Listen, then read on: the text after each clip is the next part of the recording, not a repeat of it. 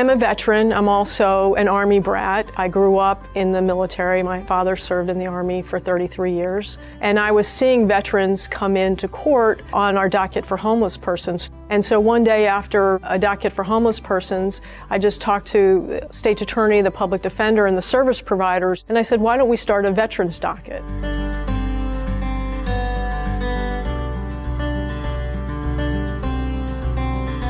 I think the common denominator is when somebody gets out of the military, they don't have a mission anymore. So when you're in the military, everybody's a team, you're working towards the same mission. That mission is something that's greater than yourself. And when they separate from the military and they go back into civilian life, it's just a very difficult transition sometimes. Civilian life is weird. They take everything for granted. There's no rush of any sort. Whereas that we come from an environment where every second counts. It's life or death. Then you send me back, and I'm around everybody like, okay, you guys are weird. I'd rather be by myself. I can't trust you. I think especially with the combat veterans who may have suffered serious injury or veterans who have mental health issues, sometimes people turn to drugs to deal with those issues, the demons that they're fighting. And so those veterans end up sometimes in the criminal justice system. When I came home, I wasn't strong yet. All I was arrogant of my defeats and my accomplishments.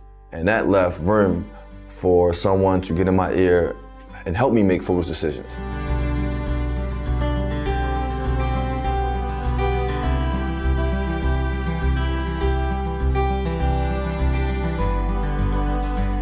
It was a lot of work, and we have created an amazing team of federal, state, and local partners. It's a big team, and we're kind of like one big family and like a well-oiled machine. We need each other to make everything work, and we all are supporting the same mission of helping these veterans who might have just gotten lost along the way.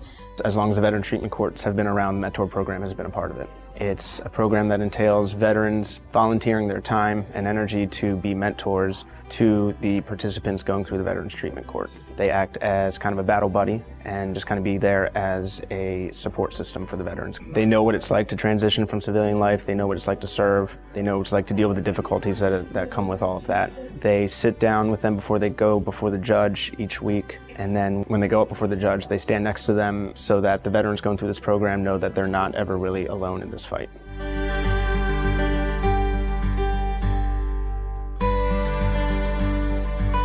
Over the last 3 years, as we've gone along, we've added a lot of partners. Jamie and I went to a conference and we went to a panel, and on that panel was somebody from the Warrior Canine Connection.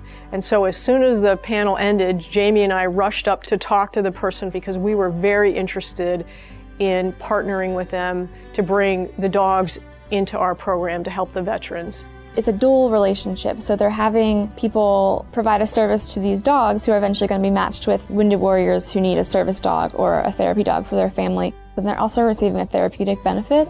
So working with the dogs tends to calm people down. It brings them a little bit of joy. It's hard to be frowning when a dog is right in your face, smiling, wagging its tail. We also have the dogs stay in the courtroom during the docket itself so that if they want to bring the dog up with them in front of Judge Weinstein, they have a dog that's comforting next to them. It's extraordinary to see how different the veterans are when they're working with the dogs than sometimes what their demeanor is in court. They're giving back to their fellow veterans. They're giving back to the community. And so with this program, they're doing both.